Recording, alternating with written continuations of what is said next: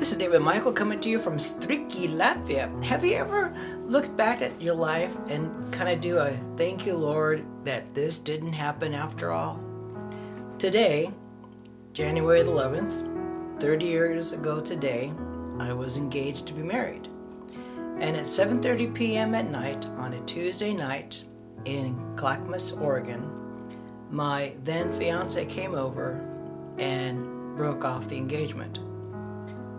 She didn't tell me why. In fact, if anything, she told me everything she loved about the relationship and loved about me, but after the whole long list of what she saw positive, she said, but even after all that, I can't marry you. And I was very bitter for 3 years. In fact, if you mentioned the word marriage or relationship or anything like that, I would bit your head off, because to me, it just left a very foul taste. And, there's times in the past I thought, well, why didn't it work, this and that, and it could have, should have, blah, blah, blah. But 30 years later, I look at where my life is now, thinking, if I was to have been married 30 years ago, I probably wouldn't be here in Latvia. I probably wouldn't have been on the life-changing adventure I've been on for the last 30 years.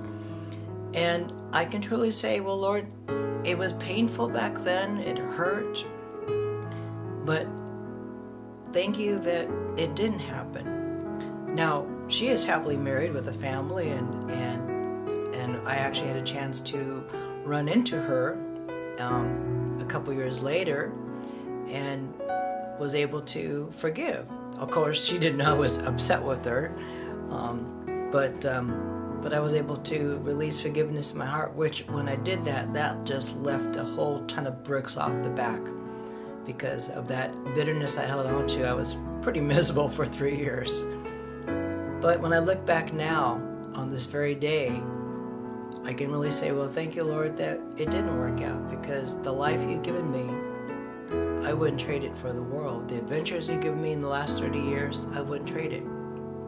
And I'm sure that she's probably seeing the same thing. I was able to see an update that she made for a church that she's a part of, and the Lord has given her and her family wonderful adventures.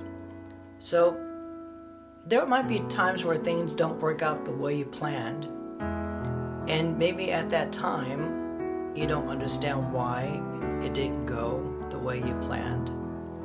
You might even be bitter and upset or mad with the Lord, because I was, believe me, I was upset. And if it wasn't for 2 pastors that came alongside me at that time, I don't even know where I'd be right now if it wasn't for them lovingly like, nope, let's not wander off the path, stay focused on the Lord. But now I can truly say, Lord, I've seen your hand guiding me. So who knows what the next 30 years will be, Lord willing, if I live that long. But it's true, where it says, commit your ways unto the Lord and he will direct your path.